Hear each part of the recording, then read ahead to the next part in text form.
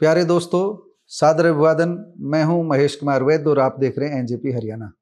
वही हुआ जिसकी उम्मीद थी। नायब सिंह सैनी को आज एक विशेष बैठक में, आज अमित शाह की मौजूदगी में, मोहन यादव की मौजूदगी में, मध्य प्रदेश के मुख्यमंत्री हैं मोहन यादव, उनकी मौजूदगी में हुई विशेष बैठक में विधायक दल का नेता चुन लिया गया।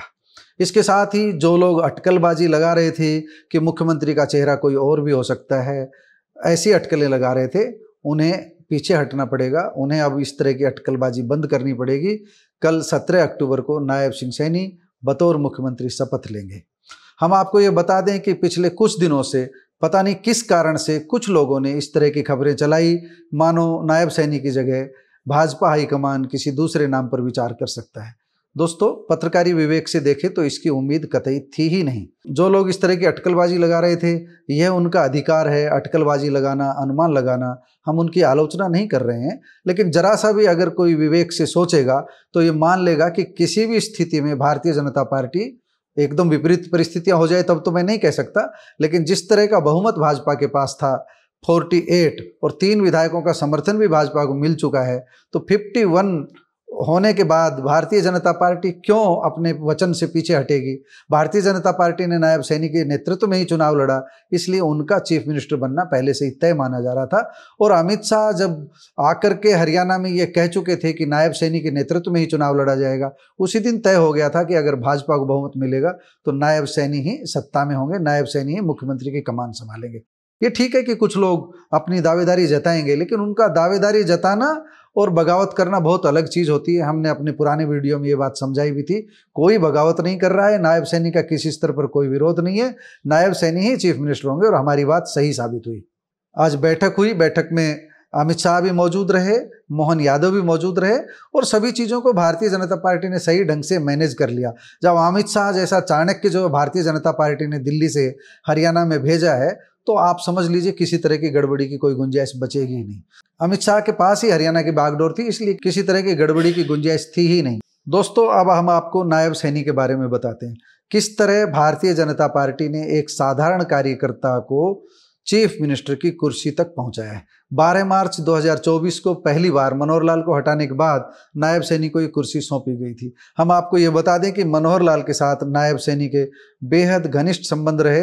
नायब सैनी शिष्य की तरह मनोहर लाल के साथ रहे और इसकी एक बड़ी वजह ये थी कि मनोहर लाल का जो माइंड था, मनोहर लाल जब संगठन मंत्री रहा करते थे किसी समय हरियाणा में, तब उन्होंने भाजपा के रोहतक कार्यालय को कंप्यूटरीकृत किया था और नायब सैनी एक कंप्यूटर ऑपरेटर के रूप में भाजपा से जुड़े थे, अपने करियर की शुरुआत की थी और धीरे धीरे उन्होंने, अभी तक हम बता दें, पहला जो उन्होंने विधानसभा चुनाव लड़ा था वह नारायणगढ़ से लड़ा था। दूसरी बार चीफ मिनिस्टर बनने के बाद उन्होंने करनाल विधानसभा से उपचुनाव लड़ा और तीसरी बार अब आम चुनाव उन्होंने लाडवा से चुनाव लड़ा है और जीत दर्ज की है। हालांकि उनको उनके चुनाव को लेकर किस तरह की खबरें कई दिन तक आती रही कि वह मुकाबले में फंसे हुए हैं और उनका मुकाबला एक तरफा रहा भी नहीं, लेकिन नायब सैनी आखिर बादशाह बनकर उभरे और अब 17 अक्टूबर को उनका शपथ लेने का मार्ग प्रशस्त हो गया। जो लोग ये सोच रहे थे कि विधायक दल की बैठक में कुछ और हो सकता है, किसी और नाम पर विचार हो सकता है, वो गलत साबित हुए।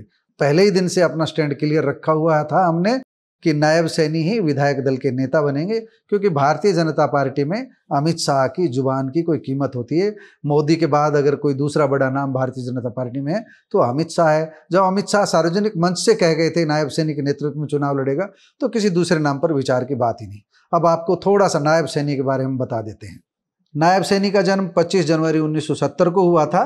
अम्बाला के पास गाँव है मिर्जापुर माजरा, यहाँ पर उनका जन्म हुआ। लेकिन अगर इससे पहले की बात करें, हम अतीत की बात करें, उनके पैतृक गांव की बात करें, तो सैनी का जो मूल गांव है कुरुक्षेत्र के मंगोली जट्टान गांव से उनका परिवार ताल्लुक रखता है। काफ़ी समय पहले अम्बाला जिले के मिर्जापुर में उनका परिवार शिफ्ट हो गया था। सैनी लॉ ग्रेजुएट हैं, चौधरी चरण सिंह विश्वविद्यालय से उन्होंने LLB की डिग्री ली थी। और हम आपको ये भी बता दें कि शुरुआती दौर में भाजपा के किसान मोर्चा के महासचिव बने थे। किसान मोर्चा के महासचिव बनने के बाद वह अम्बाला में काफ़ी सक्रिय रहे।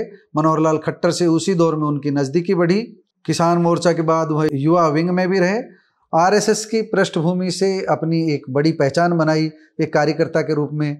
नायब सैनी की पहचान एक नेता से अधिक कार्यकर्ता की है। और भारतीय जनता पार्टी ने 12 मार्च 2024 को उनको जो कमान सौंपी थी वह ओबीसी कार्ड के रूप में सौंपी थी, ओबीसी का एक बड़ा चेहरा बनाने के लिए सौंपी थी। भारतीय जनता पार्टी ने जो सोशल इंजीनियरिंग अपनी तैयार की उसमें आप कह सकते हैं कि ब्राह्मण हैं, क्षत्रिय यानी राजपूत हैं, और वैश्य समाज है यानी कि बनिया बिरादरी के जो लोग हैं, और इसके अलावा जो पंजाबी समुदाय है वो भाजपा के साथ परंपरागत रूप से जुड़ा हुआ है। और मनोहर लाल को जब चीफ मिनिस्टर बनाया था उसके बाद तो पंजाबी समुदाय थोक के भाव भारतीय जनता पार्टी के साथ जुड़ गया था कांग्रेस को छोड़ करके।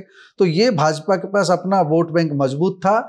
ओबीसी को साधने के लिए भारतीय जनता पार्टी ने एक नया प्रयोग किया, मनोहर लाल की जगह नायब सैनी को लाया गया। और पंजाबी बिरादरी में किसी तरह की नाराजगी नहीं हो इसलिए मनोहर लाल की पसंद को तवज्जो दी गई। मनोहर लाल को केंद्र में ऊंची कुर्सी दी गई, मनोहर लाल को करनाल से टिकट दे करके सांसद बनाया गया, उन्हें बड़े ओहदे दिए गए। और बड़ी बात यह है कि पंजाबियों को सबसे ज़्यादा टिकटें दी गई और पंजाबी विधायक सबसे ज़्यादा चुनाव जीत कर भी आए हैं भारतीय जनता पार्टी में। इससे पूर्व पंजाबी समुदाय को शायद इतना प्रतिनिधित्व नहीं मिला हो। तो इन सब बातों को जब हम देखते हैं तो ये तय मानते हैं कि भारतीय जनता पार्टी की सोशल इंजीनियरिंग जीती है और नायब सैनी के चेहरे को आगे करने का लाभ मिला है भारतीय जनता पार्टी को। एंटी इनकम्बेंसी कम हुई है, आज वह विधायक दल के नेता चुने गए हैं, सीधे कहें तो वो मुख्यमंत्री चुन लिए गए हैं। अब सिर्फ शपथ की औपचारिकता है। 17 तारीख को पंचकुला में वह शपथ लेंगे। कौन कौन मंत्री होंगे कौन कौन नहीं ये समय बताएगा, लेकिन हमारा ये मानना है राव इंद्रजीत सिंह, कृष्णपाल गुर्जर और मनोहर लाल सहित सभी सांसदों को, चौधरी धर्मवीर भी सांसद हैं, सभी सांसदों को भारतीय जनता पार्टी सम्मान देगी, उनकी राय को महत्व देगी। लेकिन राव इंद्रजीत सिंह ने चूंकि 11 में से 10 अंक हासिल हुए हैं अहिरवाल में, राव इंद्रजीत सिंह को भी तवज्जो मिलेगी और दूसरे नेताओं को भी तवज्जो मिलेगी। हम आपको यह भी बता दें, जिस समय नायब सैनी को प्रदेश अध्यक्ष बनाया गया था 2023 में, तब ये स्पष्ट हो गया था कि भारतीय जनता पार्टी के हाईकमान का उन पर बहुत बड़ा भरोसा है। तब ओम प्रकाश धनखड़ को हटा करके नायब सैनी को लाया गया था। और हम आपको ये बता दें कि जिस समय नायब सैनी को लाया गया था तब भी मनोहर लाल की पसंद को तवज्जो दी गई थी, क्योंकि ओम प्रकाश धनखड़ से मनोहर लाल की पटरी नहीं बैठती थी। नायब सैनी भाग्य के धनी रहे। भाग्य के धनी इसलिए कह रहे हैं क्योंकि कांग्रेस की हवा थी प्रदेश में। सही कहें तो पहले सुनामी थी, फिर आंधी हुई और अंत में चुनाव नज़दीक आते आते ये हवा भी नहीं बची और ये हवा भारतीय जनता पार्टी की तरफ पलट गई। नायब सैनी इस मामले में भाग्यशाली रहे। कांग्रेस अच्छे मैनेजमेंट से चुनाव नहीं लड़ पाई। भूपेंद्र सिंह हुड्डा ने अपने ही नेताओं को नाराज किया, तो भाग्य से भी हम कह सकते हैं नायब सैनी की लॉटरी खुली है। भारतीय जनता पार्टी की मेहनत तो थी, लेकिन कांग्रेस ने भी भाजपा को तस्तरी में सौंप कर सत्ता दी है। नायब सैनी विधायक दल के नेता चुन लिए गए हैं। ये बड़ी सूचना है। हरियाणा के नए मुख्यमंत्री के रूप में वे कल शपथ लेंगे। नमस्कार, धन्यवाद।